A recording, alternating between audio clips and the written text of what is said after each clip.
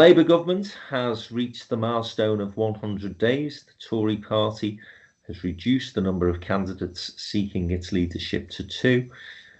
A big political figure from Scotland has sadly passed away. And on the international front, wars and conflicts continue to rage. I'm Frank McKenna. This is the Downtown Den Politics Podcast. Just looks like bigoted woman. Me and my friends sort of used to run through the fields of wheat. You turn if you want to. The ladies not for turning. It will cost. I know words, I have the best words, but there's no better word than stupid. Okay, welcome to the Downtown Den Politics Podcast. Joining me as ever, Jo Phillips, former advisor to Paddy Ashdown. She also worked for Bob Geldof, but more importantly, she is now the progressive voice on GB News. She'll be telling us about one or two of her appearances this week. And Jim Hancock, of course. Yeah, Downtown Den political commentator these days, but previously worked for the Beeb as political editor, best remembered for his coverage of the 1945 Clem Attlee election just after the Second World War. It's great to see you both this morning, and we're going to be talking about a whole host of things because it's been a busy old week in politics. We saw Labour surpass its 100 days in office. Keir Starmer survived as Prime Minister longer than Liz Truss, of course, in doing so. The Conservative Party leadership has continued to baffle and befuddle, and we'll be talking about the two candidates that have been left to fight out for the crown of the leader of the opposition. Sadly, Alex Salmond passed away this week, former leader of the Scottish National Party, of course, a huge figure in politics north of the border, and lots going on, mostly negative, unfortunately, in the Middle East and in Europe too, as far as conflict is concerned. So guys, lots to get through. We'll start with that Tory leadership contest because we said last week that it looked as though James Cleverly, the back of his party conference performance, was going to get through to the final 2, leaving the right-wing mantle to be carried by either Robert Jenrick or Kemi Badenoch. First ballot of MPs last week did indeed see James Cleverly race into a lead, and therefore it looked as though he was a shoo-in. All of a sudden, that very, what do they call themselves, sophisticated selectorate of Tory MPs basically fucked it up, didn't they? People who were Cleverly supporters got far too clever by half, decided that they wanted to try and keep Badenoch off the ballot, lent their vote to Jenrick, and left Cleverly high and dry. So we go into the final weeks of this Tory party leadership contest, which has gone on for about 99 weeks now, with 2 right-wing candidates, Kemi Badenoch and Robert Jenrick. Jo, what did you make of it all? I don't think very much is the short answer, isn't it, really? Well, you sort of think, I think, as I said in my blog last week, piss-ups in breweries and bun fights in bakeries spring to mind. It's unbelievable. And it wasn't you or Jim putting your money on Cleverly that did for him, like it did for the other 2 of your favourite candidates.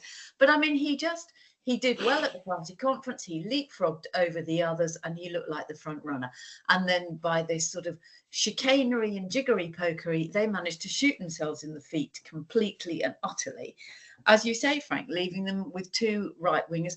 I've heard a lot of people in person and anecdotally, Tory party members, saying they won't vote. They're so appalled at the way this was handled. Well, that's helpful, isn't it? Because it just means that it's down to the members. And look what they gave us, Liz Truss.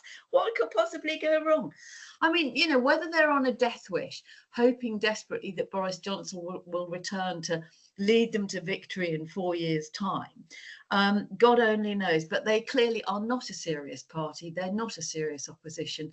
And although we can take the mickey out of them for their absolutely appalling behaviour, it's a bad thing for democracy, but it's a bloody good relief for Keir Starmer, and it's great for the Liberal Democrats. Yeah, I think Keir Starmer will be relieved because cleverly out of those three, I guess, would be the one he feared most, if fear is the correct word. Although I have to say, Kemi Badenoch is no mug. She's been a minister. She stayed in the government. I think probably, what did she do? There was something over the EU, wasn't there, when I think there was an awful lot of Brexiteers who wanted to scrap all of the regulations that we have related to our former membership of the European Union. She stood them down. She said, no, that's nonsense. It'd leave us in absolute chaos. There's one or two other things that she's done that I think suggest she's a bit more pragmatic than people give her credit for. Out of those two candidates, Jim, I think Kemi Badenoch would be far better for the Tories than Jenrick, who just looks to me as though he's a bit odd, which is ironic given the fact that Bentley called them to look, or they needed to start to look a bit more normal. I agree with that, except the word far. I think it by a nose, Kemi Badenoch is the better of the candidates, but not to offer the Conservative Party membership the chance of a centrist who might have a chance of putting up a respectable performance in opposition without speculating about what might happen later on is fair enough. I mean, there's an awful lot of speculation as to what on earth went wrong. You know, did Cleverly lend votes unwisely? The Tugendhat people, were they too, because when they obviously their votes were available for distribution. One thought they were going to go heavily to Cleverly. What happened there? Did Jenrick disguise his level of support? I mean, the problem is people were being too clever by half with a very small electorate, 120 odd MPs. You can't afford to mess about with your votes, and so it's left us with this situation. Yeah, I take your point. Jenrick was on Kunzberg yesterday. Significantly, Badenoch declined the invitation to appear. I don't know quite what's going on there, and I'll be bothered talking to Boris Johnson's best mate, is my guess. Continuing with this disgraceful attack on one of the country's most distinguished political presenters. But anyway, I have not mentioned Emily Maitlis. Well, she just and he was asked about this because he's pledged to pull us out of the European Convention on Human Rights, and was asked about the position with the Good Friday Agreement. Now, it might seem all very niche, but it is absolutely embedded in the Good Friday Agreement. His answer was, well, we'll have a British human rights bill. That'll go down very well with Sinn Féin. You know, you can see coming down the road, and he wants to rerun, as I said in my blog, he wants to rerun the referendum of 2016. He deliberately used the words in his speech at the conference. What about the ECHR? You may want to remain, I want to leave. Using the two key words, that's the dog whistle that he's playing at. Whereas Kemi Badenoch, I think, has been a bit more nuanced about it. So by a short nose, Kemi Badenoch. But I think she'll start to shoot herself in the foot by saying the wrong things. But saying the wrong things, of course, is not confined to the Conservative Party, as we may discuss with the Transport Secretary later in the podcast. Well, I think that the thing I'd say about Kemi Badenoch is that I'm no fan of her politics. Of course I'm not.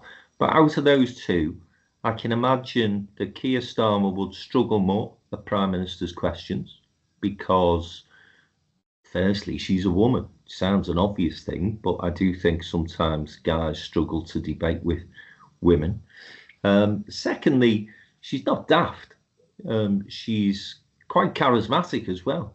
She's much better than Jen. I think she comes across more authentic than Jenrick. I think Jenrick does come across as that sort of prototype Tory in a suit, doesn't he?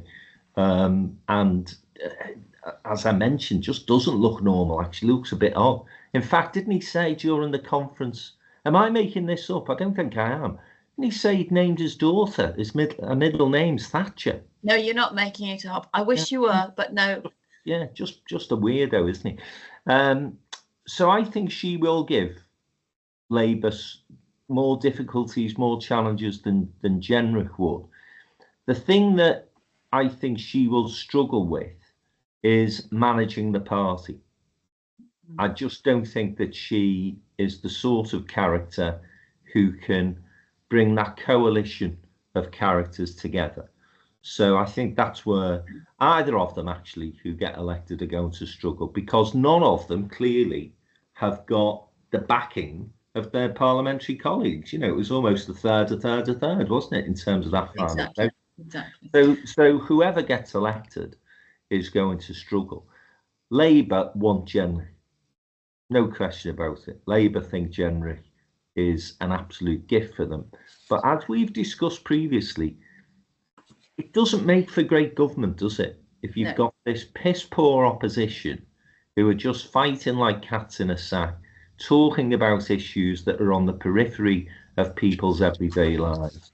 And you saw the way the Tories drifted when Corbyn was leader of the Labour Party. There's every chance that Labour start to become complacent if you end up with Jenry as leader of the opposition. At least I think Badenoch would hold them to account a little better than Jenry. There's an interesting piece in Matthew Paris in the Times today, pretty much saying what you're saying, that, it's a pretty poor choice, but Badenoch has got the intellectual rigor, whereas Jenrick is a sort of blows in the wind, and you don't know what he stands for, or what he did stand for, or where he wants to be, other than he's got ambition through him like a stick of Blackpool rock. But Matthew Paris makes the point that if she was really smart, and if she does win it, she should do it on a sort of a dream ticket with her and Cleverly. Because, as you rightly say, Frank, if you've only got a third of the MPs supporting you, you've already got more against you than are for you. Never mind the membership.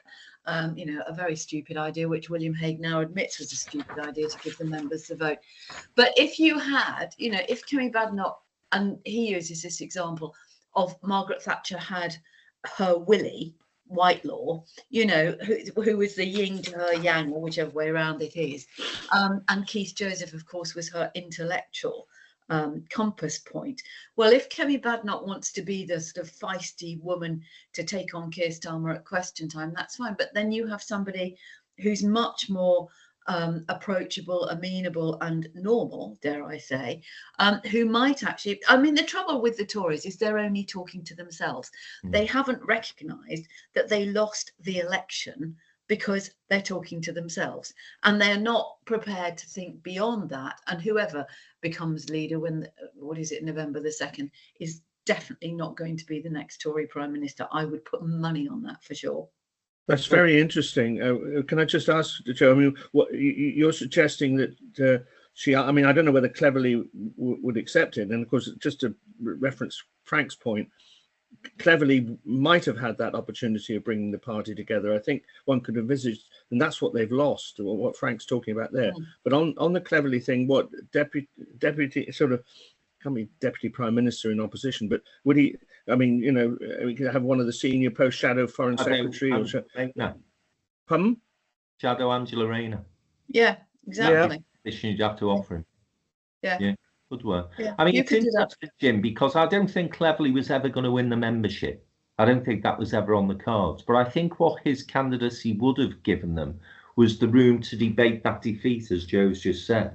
Why did we get beat? He was the only one who went near it during the conference. He was the only one who apologised to his membership in terms of saying we got this badly wrong. Now you've basically got this race to the bottom, haven't you? Who's going to go more right wing? Is Kemi Badenoch going to be able to hold the line that she wouldn't come out of the ECHR, which has been her position so far? I think the most interesting thing is going to be whether the Tory membership is ready not to elect a woman, but to elect a black woman. And it will be, I think, a challenge for her. So we will see what happens. I know, Jim, you have spoken often to say that, this great democracy that we have, or to give the members a say in the leadership contest. As Joe said, there's an awful lot of members, even within the current 100,000 Tories, who are thinking, well, Thompson's choice, this really. Yes, I still retain that view. Just to broaden the conversation a bit, if we're going to have as a result of this, a fairly weak opposition, This plays to my more general concern that Labour at the moment are not making a great fist of it. They're obviously, we'll come on to discuss a couple of events that are happening both this week and at the end of the month that might change their fortunes. But if the public sort of start to conclude that the Conservatives aren't providing an opposition and so on, it seems to me once again to open the door to the GB contestants, Farage and the lady who's present with us now. I think people will just, might well turn to that sort of solution in despair. Well, the other thing that's doing the rounds is that there's a lot of gossip and rumour. Let's stop the conversation with the Conservatives then. So I would say two things. They did indicate during conference that they were going to try and accelerate the process so that the new leader could be in place by time of the budget. That plan has obviously been abandoned. They haven't been able to do that, which I think is a missed opportunity from their perspective. And the second thing is, going back to this point we've made about the new leader, whoever it is, not going to have the full support of the party. Somebody was saying over the weekend, you only need 15 letters into the chairman of the 1922 committee under the current rules to trigger another ballot. So secure that position is not. But that's going to be changed. That is going to be changed. They're going to raise it to 30-40%. They said they were going to change the timetable. They've not managed to. So we'll see, won't we? I mean, who's going to be motivated to change it? Exactly. But as I understand it, the chairman of the 22 committee says it's a nonsense that there's such a low bar for triggering. But doesn't he need to get the support of his backbenchers to move that through? Well, backbenchers say to him, no, we're happy, mate. We're okay with 15. That's not my information. My information is that there is a consensus to end this low trigger. I mean, it will be a nonsense, I have to say, but you just, they are at the moment acting as though they're just, well, they're not a serious opposition, are they? So, and I think that the final point I'll make, and it was referenced by Joe briefly, there are a bunch of them still within both the parliamentary party and the membership who think the knight in shining armour is Johnson. Which absolutely blows. It's unbelievable, unbelievable. Because they're certainly not talking to the electorate that I talk to, and even Conservatives have said to me he was absolutely chaotic the first time around. If he got the job again, it'd be a car crash. Why people are hanging their hat on Johnson? It beggars belief, Frank. It's total denial, isn't it? I mean, it's unbelievable. I would just. There are parallels with Trump in the United States. There are indeed. But there's one little thing I would add, which is the rumours doing the rounds at the moment, because the government, the Labour government, are bringing in new rules on second jobs for MPs. There's rumours going round that quite a lot of Tory MPs don't like being in opposition. And they've got lucrative second jobs, or they've been offered other jobs which they won't be able to take. So they're going to probably hang on until after Christmas, and then there might be a slew of by-elections, which would be interesting, which then means, would you get Boris Johnson into a nice, if there is such thing as a safe Tory seat? God help us. Well, if Boris Johnson... jobs because he couldn't afford it. I mean, no, if Boris Johnson was completely kill the Tories if they introduced legislation that said you can't do second job. I'm not sure that's the right move, by the way, I have to say. But if Labour did introduce that legislation, then people like Boris Johnson would run a mile from being even a shadow minister. There's just not enough cash in it for Johnson. If Boris Johnson doesn't allow it.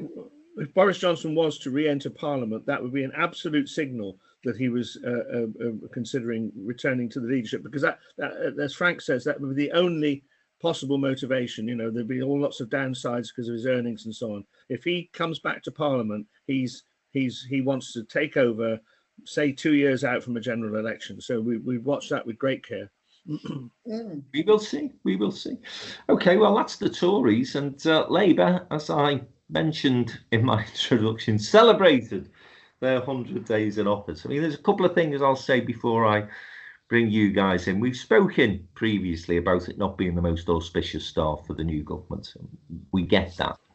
I may run some of the things that they have actually passed through in legislation, more significant than even I had realised, I have to say. But two things in mitigation.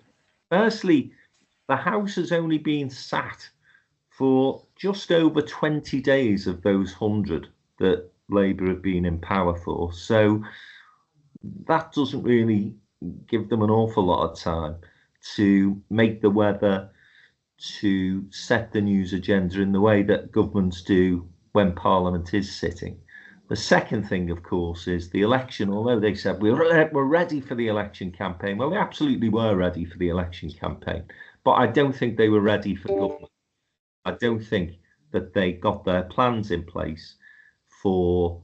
We've seen the delay in the budget. The announcement on the pensions was cack-handed.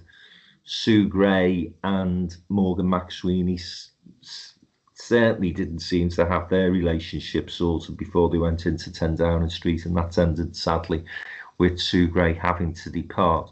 So lots of things there that have happened that they wouldn't necessarily have anticipated, and of course the riots, which they did, I think we'd all agree, handle very well. But this 100 days milestone, does it matter that much, really, Joe? Isn't it all a little bit of a false sort of? They are after 100 days. It was, I mean, in American politics, it was made to be a big through FDR, wasn't it? But I don't really know why. I remember covering that, yes, in the 1930s. Well, and the run-up, Jim, and the run-up to that. Oh, yes. Calvin Coolidge and Herbert Hoover, yes, I remember them. What do you think, Joe? I think it's one of those, you know, on a quiet news day, as Jim and I will know from our many years of trying to fill up the airwaves with something you can go, oh, if he'd been alive today, you know, Buddy Holly would have been 37 and a half or something like that. And I think the 100 days thing is a bit pointless. It means nothing. Nobody judges anybody else by 100 days. It's just a convenient thing to you know, for journalists to have something to write about. But I think it is daft. And the American system, of course, is completely different because, you know, they've got the election in November. They don't take office until January. Have that long transition, don't they? Exactly. And row, yeah. So, you know, by the time you've got 100 days there, which is what, 3 months is a quarter more or less, then you actually probably could have done something. But here, as you say, Frank, I mean, you know, 20 sitting days.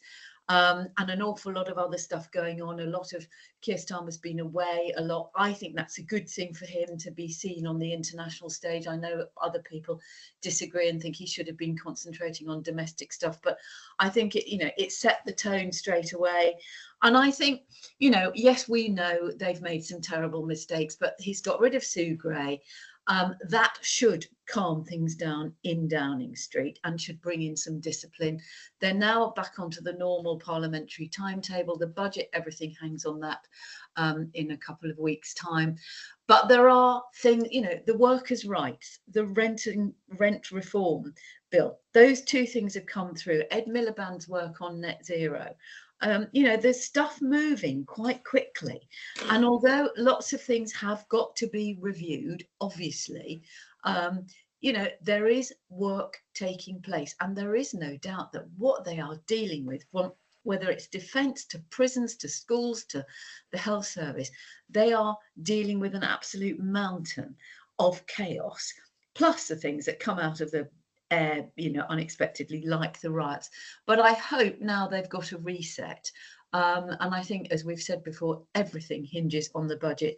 And, you know, I think today's investment summit is a really big deal. And the letter from 5 international banks and leading entrepreneurs and industrialists saying Britain is a place to invest in because of stability.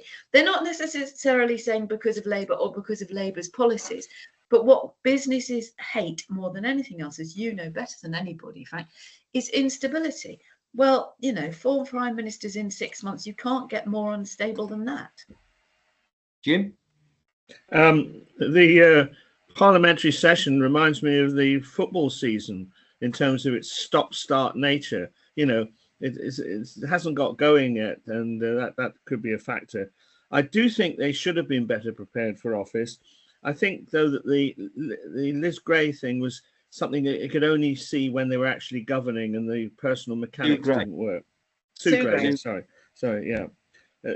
You could only see that once the mechanics of actually the interface between Number 10 and the civil service and all that sort of thing. So I give them a little bit of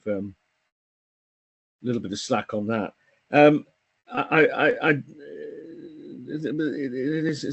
Some of the signals though that are coming out are still confused. I mean, please help me with this workers' rights bill, where workers are going to get rights from day one, and yet there's a 9-month probation period in.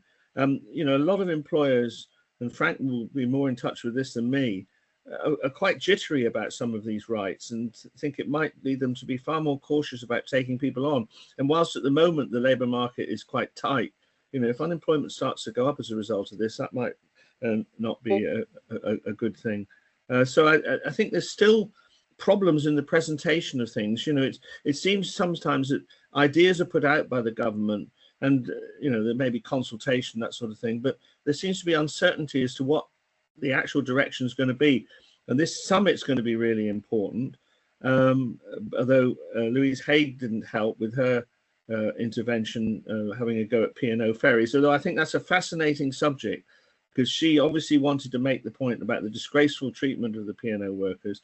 And I thought Johnny Reynolds yesterday handled it fairly elegantly, saying that the master company of P&O are comfortable with the rule changes that are being made about zero-hour contract and hire and rehire, but nevertheless we welcome their investment. I think that has to be the line. But I'm afraid she joins Mr. Lammy on my to be sacked list some way down the road. You are heartless, aren't you? A lot to unpick there, Jim. So let's bloody hell. Koonsberg would have been out about 3 years ago on the basis of that measurement, James. One misspoken word. Did you watch the interview yesterday between Koonsberg and Johnny Reynolds? No. Yes, I did, yes. He made the false accusation that the government had put out a statement regarding P&O ferries, and it turns out it was a statement that had been made by Labour in opposition. She corrects herself before the end of the interview. Fucking the producer corrected her. You know, she's just sending notes off to Boris inadvertently, then getting her facts wrong in an interview with the government minister, and yet she's still in place.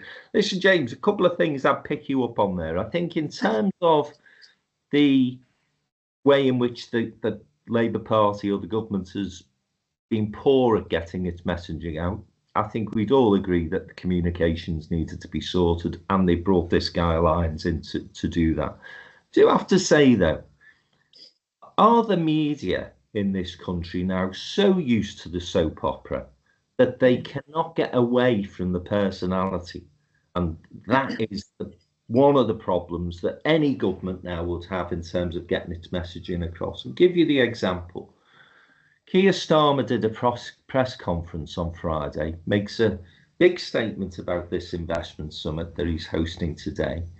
Big deal for the UK. We do need him with investment. He starts talking about some of the things he's going to do to incentivise companies to come here and investors to come here.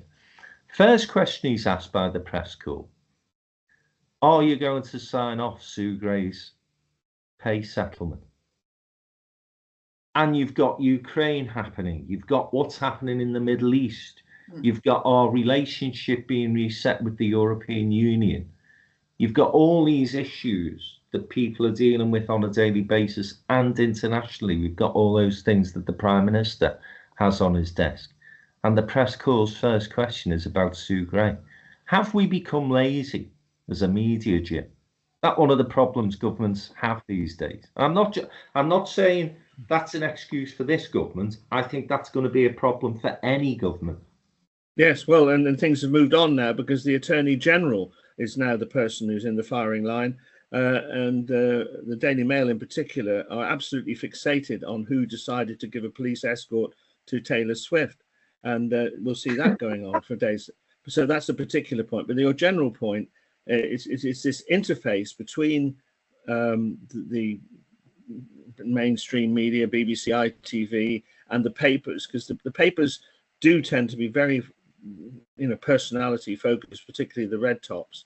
And there's always temptation at a press conference, if you go along from BBC or ITV, if I don't ask those sort of personal questions and do a sort of, a more cerebral question about the regional strategy, then I'll be seen as a bit of a wimp by my colleagues back at the desk. And I think you're onto something there. And that's what partly drives this. And of course, since my day, the social media tends to be far more interested, and you get far more clicks by talking about the Taylor Swift policing arrangements than you do about the progressive devolution policy. So I think you've got a point there, and it makes it very difficult for politicians to get their messages out. Yeah. I think it's also, there's such a dearth of specialist correspondence. We don't have how many industrial correspondents, Labour reporters. I think there's one for the Morning Star.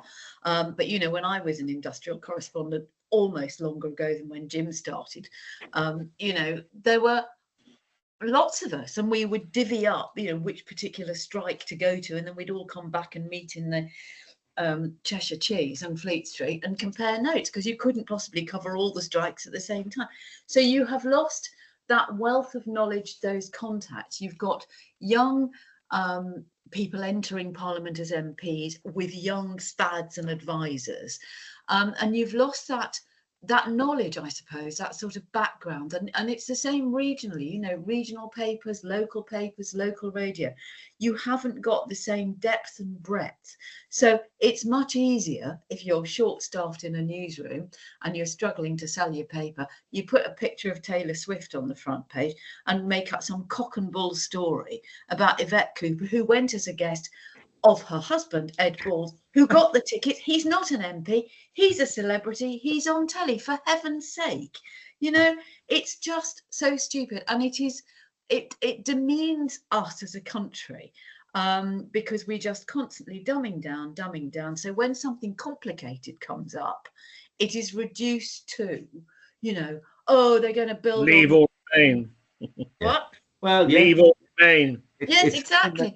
And it's always been said that it's much harder to write 50 words for a tabloid than it to do a 1,500-word piece for a broadsheet, which is true. But it does take skill to put the truth and the facts in. And I think what we're in danger of is that we're allowing too much opinion without enough fact. Although I did have a very interesting conversation with somebody the other day who said, actually, we collectively, us sort of middle-aged folk, are much worse at checking the authenticity of stories than younger people, who are so fast at going, hang on, no, that's been photoshopped, that didn't come from there, X, Y, and Z. So actually there is a bit of light at the end of the tunnel, that if people don't get too bored by Taylor Swift and Yvette Cooper, not as a double act, obviously, there is a chance that they might go, this is absolute rubbish, I'm not even going to bother to read it. Yeah, I think the government have got to get better at coming up with simpler slogans. Yeah. And unfortunately, we are in the media world that we're in. They are not going to be able to change that. So stop the boats, leave or remain, these simplistic slogans, get Brexit done. This is what Johnson and his crowd were good at. And Labour has got to start to match that. And that helps you make the weather, and then enables you potentially to extend the conversation into the areas that they need the conversation to go, because at the moment we are getting bogged down with absolute crap. And the Taylor Swift thing is total nonsense, and I don't think is doing the government any harm whatsoever with the electorate, because if you looked at the poll that was published by the Sunday Times yesterday, the big issue that people are concerned about actually is winter fuel allowance, which gives me a little bit more faith in the British electorate than it does in the media. The things about the specs and the clothes and the holidays were way down in terms of people's concerns. I think that Taylor Swift had a terrorist threat made in Austria against her. Can you imagine had the government ignored that, decided that they were just going to allow her to have her own entourage of people looking after her, and then there would have been a terrorist attack, which does not just affect Taylor Swift, but any poor bugger who gets in the way. Yeah, You know, exactly. this idea that you're just protecting that one celebrity, you're protecting the whole of London. She's travelling through London to get to the stadium, and the government is saying you shouldn't do that. The other thing I'd remind Jenrick, because he seems to be the one who's particularly exercised with this issue, is how much money Taylor Swift gave to charities, Yes. how much money she added to our economy during the time that she was here, because there was literally millions of pounds pumped into the economy on the back of her appearing in England and Scotland so many times.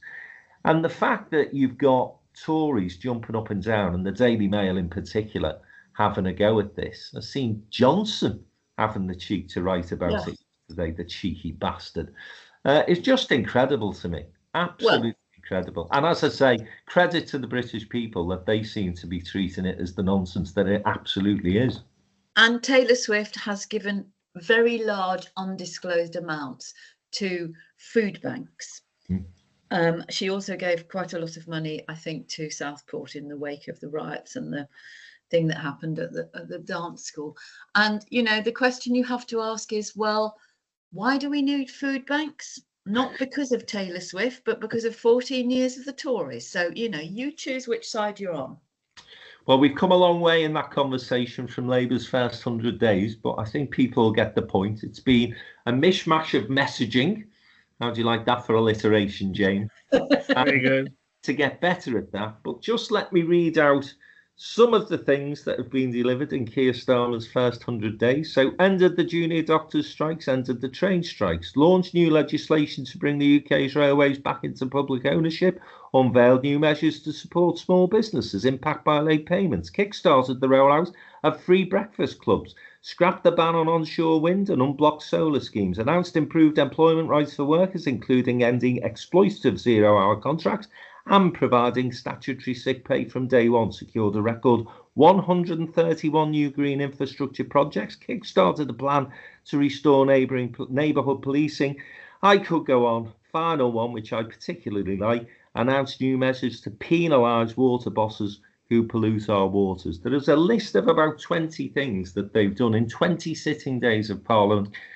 Keir Starmer will tell you he's about delivery, not simply messaging. And they need to tell that story. We will see. But that, I have to say, in criticism of Keir and his team, has not been the story of the first 100 days. It's been far too easy to be distracted, blown off course.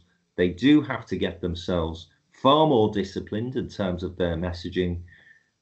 As I said earlier, they've got to become better at sort of coming up with these sound bites. I know people say that's terrible and it's all spin, but this is the thing that people listen to these days.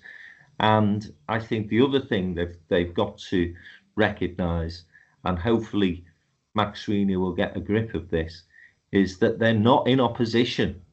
So you can't send tweets out slaughtering private schools for wanting to put new AstroTurf down.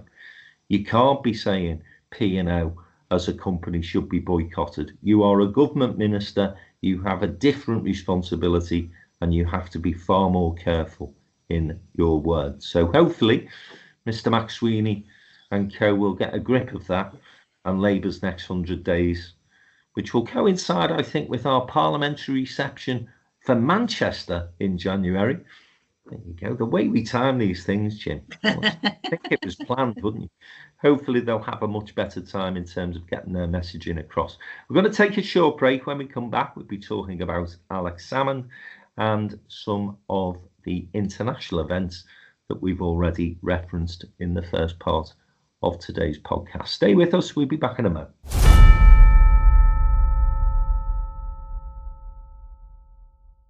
Welcome back to the second part of this week's Downtown Den Politics podcast. With me, Frank McCann, joined as ever by Joe Phillips and Jim Hancock.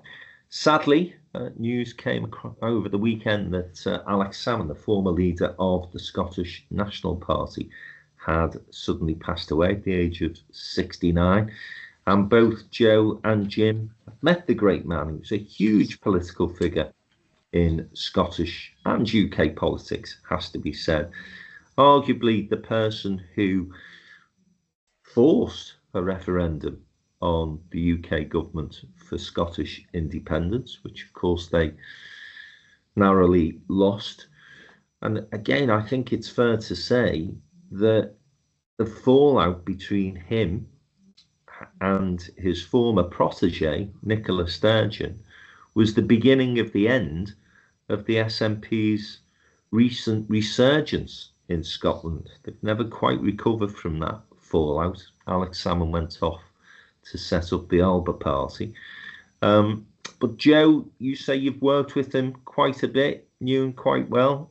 Huge figure, man, a very charismatic politician. Oh, hugely charismatic. So I used to do all the TV coverage of the party conferences for BBC Scotland.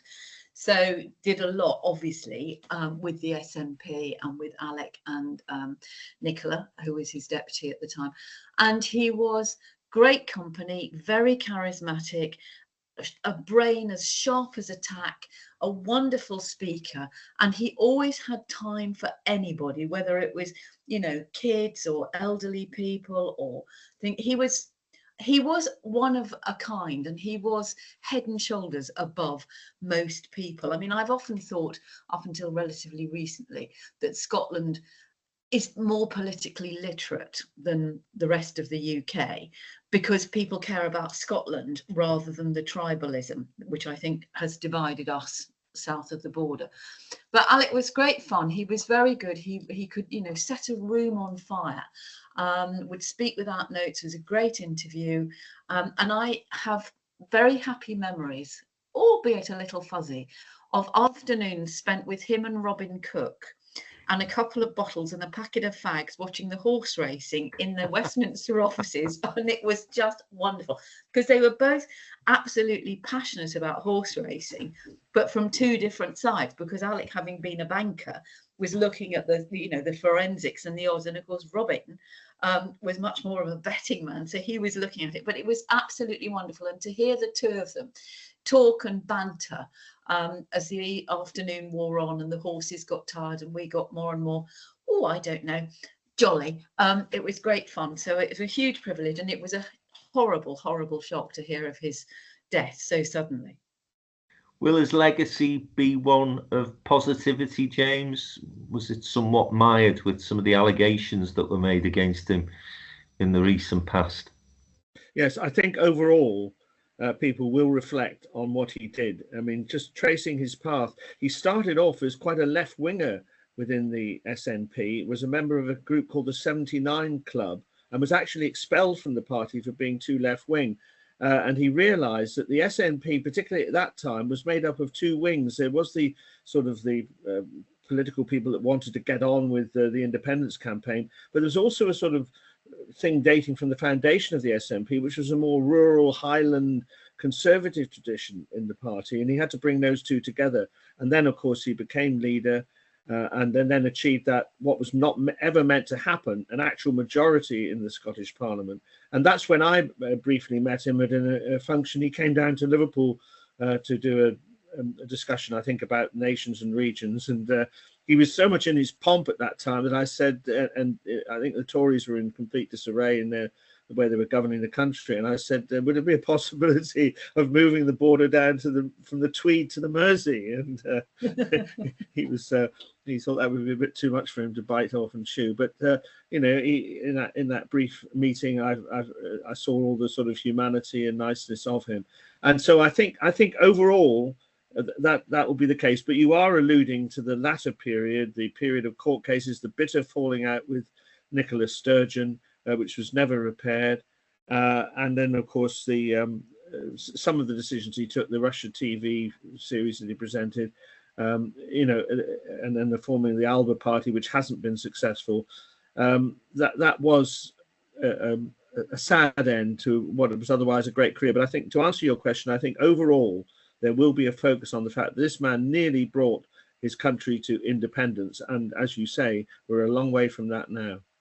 The SNP has never recovered, has it, from that fallout between Sturgeon and Salmond? And people will say, well, there's been police investigations, they got the succession wrong. But actually, it started, the catalyst for this demise of the SNP started once those two big characters fell out. And I suppose as a unionist, we should be pleased about that. But for Salmon's reputation, I think it was a great shame. And just on the basis of, that very personal level, friendships, because he was the mentor to Sturgeon, wasn't he, Joe? She ended up leading that party largely because of Alex Salmon. Yeah, completely. And I thought her comments over the weekend when news of his death broke were extremely dignified and very measured, because she said, I can't deny that the last few years have not been great, but he was my mentor. And they were absolutely formidable. They were stuck together and they were just brilliant. And they were unbeatable for a certain period. And it is a shame, but, all political careers end in failure, it is said. But I would like to think that, people, and I think Jim's right. I think people in Scotland and in Westminster actually will think kindly and fondly of the contribution that Alex Salmon made to political debate nationally and in Scotland. Well, a very sad piece of news over the weekend, and as I say, only 69 years of age as well. Very unexpected, untimely passing for Alex Salmon. Our thoughts are with all his families and friends, of course. Let's move on to matters international then. James, you wanted to just talk about a couple of issues that are happening at the moment? Well, what I want to bring up is something that I heard at a lecture I went to at the Cheltenham Literary Festival on Friday. There were a couple of experts on the North Atlantic Treaty Organization there. And one of the things they said really made me feel that we're heavily concentrated on Ukraine and the Middle East, but that we actually need to be thinking very much about Taiwan. And only this morning, the news is full of the Chinese doing vigorous exercises, flyovers and things like that of the island. And what I wanted to just convey to you is that this expert said, well, two things really. Firstly, that he thought that the United States would come unambiguously to the defense of Taiwan if it was attacked by China. As you know, they've always gone in for this, not always, but more recently gone in for this ambiguity to try and keep China guessing as to what the United States would do. But he seemed to think that the United States would take on China. But the second thing he said was, at that point, Putin would invade Estonia, that on the basis that the United States was preoccupied in the Far East. And I just thought if those two things happen, there's a lot of loose talk about how close we are to the Third World War. But I thought that scenario was one which we should take very seriously indeed. That's what I wanted to put into this particular section of the podcast. Gosh, did you go home from that talk feeling particularly cheerful, Jim? No, I didn't. I mean, I was quite alarmed by it, but I just thought in terms of the news coverage, I mean, for very obvious reasons, the Middle East, I mean, Ukraine's taken a bit of a backseat, to be honest, but for obvious reasons, the Middle East dominates our news schedules, and the Ukraine to a lesser extent. But, we could talk historically about how people have been distracted by one thing, and then the Archduke Franz Ferdinand gets assassinated in Sarajevo, and things that are on the edge suddenly come to the center. So I'm just flagging up that we need to keep a very close eye on how far the Chinese are going to press what they're doing with Taiwan. And I mean, apart from anything else, of course, is that it is the major place where electronic chips are made, upon which the whole of our economies depend. The supply of chips are made in Taiwan, so that the immediate disruption of that would have global consequences, leave alone the warfare. So I'm just flagging up that we need to, in the mental space that we've got for foreign affairs with all our domestic preoccupations, I think we need to keep a close eye on Taiwan. Yeah, there's a question mark over surely all Western governments that we are so reliant on one country for all our electronic devices. I mean, how ridiculous is that? You're quite right, Jim. Taiwan, strategically, such an important place for the Western world. And yet, we've never diversified that. It's crackers, really, isn't it? I'm reading this morning on Sky News coverage, actually, that things are kicking off in Korea again as well, between the North and the South. The world does seem to be on fire at the moment. Very, very unstable place. Will Donald Trump come in and calm it all down? Will Putin get back in his box if Donald comes in and says, right, you're just having that part of Ukraine, and Zelensky, you get back in your box and you take that? And that's the danger at the moment, isn't it? We've got Biden is still there until the middle of January. You know, we're in a very unstable position with the one country that you correctly identify. You know, upon American power is what we still heavily rely on, and yet there is inevitably uncertainty, and we can see how Netanyahu's exploiting Biden's weakness to Netanyahu listening to anybody. Yeah, he's out of control. He doesn't give a damn. And this attack on the UN, on the UNIFIL site, is, it is a whole new level of aberration and sticking two fingers up at the global community. But, to go back to... In terms of that particular issue, this happened over the weekend, where ordinarily UN forces are seen as an absolutely essential part in any conflict of being able to go into a place safely. And Netanyahu has basically said, well, if you get in the way, that's your fault. That's basically the message he's given. Absolutely pulling. And the UN have been in Lebanon for, since the 1970s. And they are neutral. They are peacekeepers. They're there to support. And there is an argument that's been put around by quite a lot of foreign policy experts that had they not been there since the 1970s, then Lebanon would have ended up as Gaza is now. And just to go back to Jim's absolutely correct point that, we are too busy. We can only focus on one little bit of foreign affairs whilst other things are going on. We're now looking at Lebanon, and to a certain extent, we're turning our attention away from Gaza. But, the mixed message from the Biden government, it's quite clear Netanyahu doesn't give a toss, doesn't give a damn about the UN or anything else, and will just say, oh, no, there's Hamas or Hezbollah terrorists there, whether it's in a church, a school, a refugee centre or a UN base. But meanwhile, America is sending air defense missiles and some troops. So you sort of think, hang on a minute, how much longer does the world allow Netanyahu to get away with this? They are a member of the UN. They should abide by the rules, but they seem to get away with it time and time again. And I think, it's storing up a lot of resentment, a lot of tension. And, Iran is sitting there. What's going to happen? China, as Jim pointed out. And, who's looking at what's going on in the Balkans? Why do we think that Israel's taking so long to do its retaliation against Iran? It's nearly a fortnight now. I mean, because they want to go into Lebanon. Because they want to go into Lebanon, destroy Lebanon. Then they've got huge, or they've got a strategic place where it's easier for them to launch something or do something. I mean, it's just awful. And the death toll and the destruction of, cities, towns, lives, it's just appalling. No, it's frightening. You can't, at this moment in time, see any route out. And Kamala Harris, where's she in all of this? I'm surprised she hasn't been more vocal. And it does leave that vacuum for people to say, well, whatever you think of Trump. And I've heard people say this, serious people. At least he'll get this sorted out. He'll make them all go and have a conversation. It'll all be sorted. The wars will stop. And that's frightening, really. Well, that's one thing he said. I also heard he said that Israel should bomb the nuclear facilities in Iran. So I don't know what.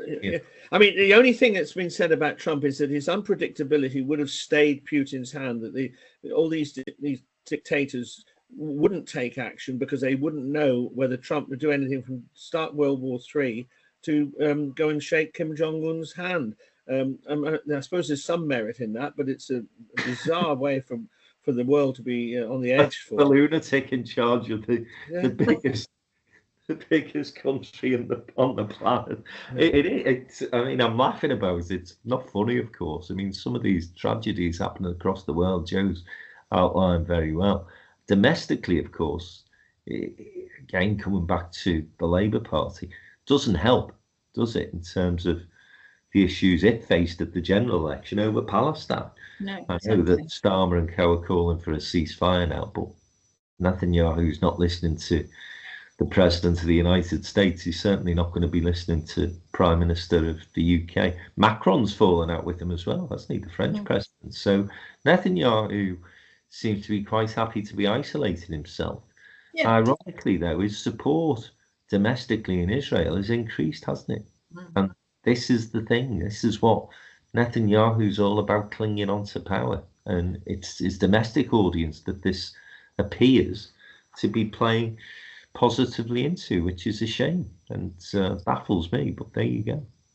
Yes, it is. But it does just underline the thing that, you know, most wars are about men, because it's usually men who start them and continue them, wanting to stay in power. It's got nothing to do with anything else. Very rarely. It's usually about personal ambition, and Netanyahu doesn't care. On a more positive note, though, on foreign affairs, David Lammy, who I know is Jim Hancock's not most favourite member of the cabinet, but you know, he's in close running with Louise Haigh, the transport secretary. He's in Brussels today, and it's the first time that a British foreign secretary has been to one of the regular EU meetings since Liz Truss, remember her, but she only went there because of the Ukraine crisis. And I think this is a very significant reset of our relationship with Europe. And I think it is something that, again, should be on your list of Labour's achievements. Obviously, the Mail and the Telegraph and the Express will be screaming that we're going to be taken back into the EU, even though we voted to leave and all of that malarkey. But actually, it's a very good thing. And I think, as Jim has just illustrated, you know, the world is in crisis. We might not have World War III, but there are an awful lot of wars going on in the world, and more will follow. And it is more and more important that we are strategically aligned on defence and security, particularly with our nearest neighbours, which are Europe. So I think one should pay tribute to the quiet work of Mr. Lammy, Mr. Hancock. Fair enough. Just on the EU thing, I was struck by a comment made by the head of Eli Lilly, who are a massive global pharmaceutical company and are attending today's summit. And he just quietly said, of course, you have to work that bit harder as you're now on your own and not part of a huge European market. And I think that's what we've got to keep front and centre, as well as Mr. Lammy's initiatives. It's what Johnny Reynolds and people like that, as business secretary, can do with our European neighbours. That it's really important. Yeah, there's economically definitely an understanding and appreciation of the government that we do need to get closer to the European Union. Equally, the European Union, I think, has started to see the importance of a positive, strong relationship with the UK, not least because of these difficulties and challenges we've mentioned across the globe. So I think they're missing us.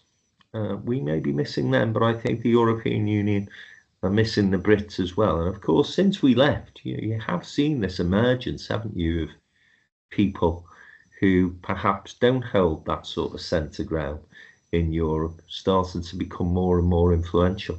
You also wonder, don't you, if that referendum had happened now, whether they'd have got anywhere near 52% of the vote, as people started to see the delicate nature of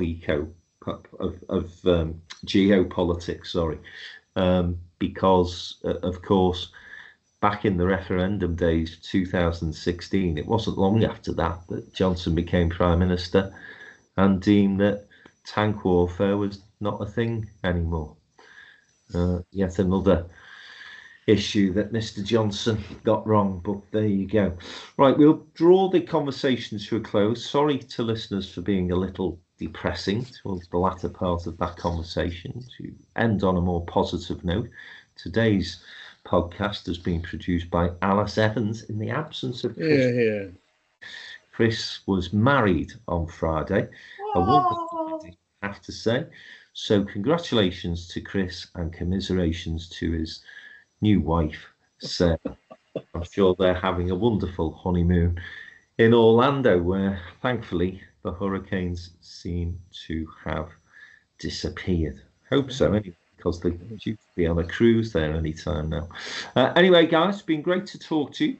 We'll see you all again next Monday, and we'll talk about this investment summit that's happening, of course, today. See what gaffes that Badenoch and Jenrich decide to undertake this week, and we'll see who receives an email inadvertently from that wonderful BBC political editor. No doubt, Joe will be back on GB News as well. Have a great week, everyone. See you next Monday.